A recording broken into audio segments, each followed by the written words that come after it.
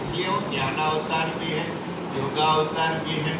और इसी ज्ञान को जो आकाशीय ज्ञान है, जो भगवदीय ज्ञान है, उसको जन कल्याण के लिए अपने न्यूरोसेल्स में धारण करते हैं, फिर डमरू का नाद करके सारी सरस्वती को सज्जन करके धरती के कल्याण के लिए बहाते हैं। तो हमारी नई पीढ़ी के जीवन में इसका नया ही उठाव हो। ऐसे कई सिंबल्स है ऋषि मुनियों के ज्ञान में। एक छोटी सी बात मेरे अभ्यास काल की बता रहा हूँ।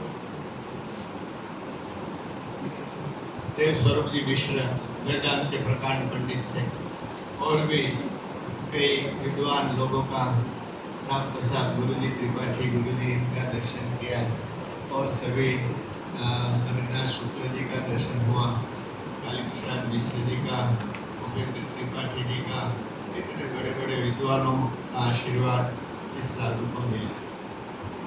वे उपनिषद पढ़ रहा था। उपनिषद में मधु विद्या आती है। मधु विद्या का फल है कि इस मधु विद्या को जो पा जाता है वो अमृतमय तेजोमय पुरुषो भवति। इस एक उपनिषद वाक्य, और दीर्घ काल तक वो जीवन जीता है और तेजस्वी। अदीनास्याम शरदशतम प्रब्रवाम शरदशतम श्रूयाम शरदशतम पश्याम शरदशतम।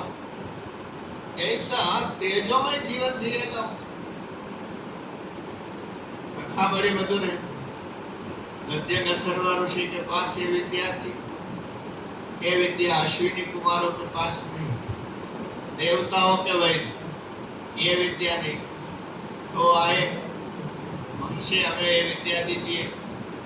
तो महर्षि ने कहा, नद्य गंधर्व ने, कि मैं इंद्र के साथ शर्त से बंधा हूं, यदि मैं ये विद्या किसी को दूंगा तो मेरा सर काट डालेगा। गुप्त विद्याएं होती है, कुपात्र को नहीं देनी चाहिए, यही आशय। हम आपको ये नहीं दे सकते।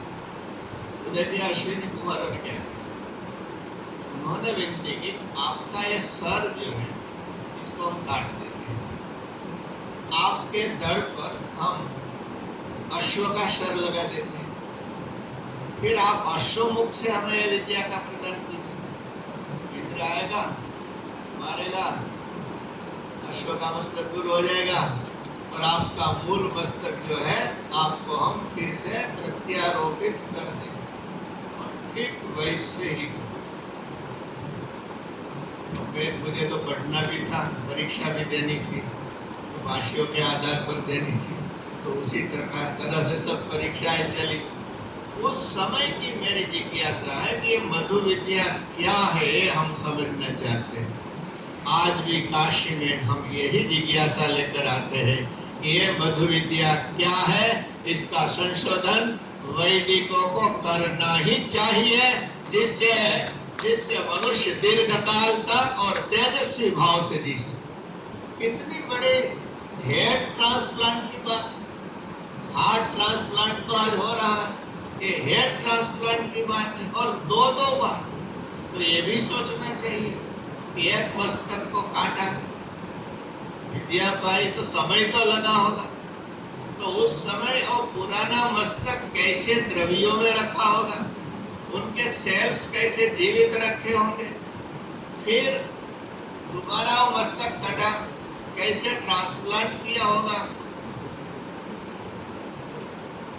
मैं मेरे विद्वान पंडितों को ये अनुनय करना चाहता हूँ, नई पीढ़ी इस प्रकार के तर्कों का समाधान चाहती है कि हमारा वेद में जो है वो आज हम कर सकते हैं या नहीं कर सकते हैं। एक बात में मुझे भी पहले विश्वास रहता था, कहीं भी कोई शोध होती थी, हमारे यहाँ है, हमारे यहाँ है, हमारे यहाँ था, ऐसी बातें चलती थी, मैं भी करता था। लेकिन पूरा विश्व इस बात पर मजाक उड़ाता, संशोधन हम करते हैं और यश आप लेते हैं। आप हमें ये बताइए कि हम जिस समस्याओं में उलझे हुए हैं उन समस्याओं का समाधान आप कैसे कर सकते हैं। ये चैलेंज वैदिक विद्वानों के प्रति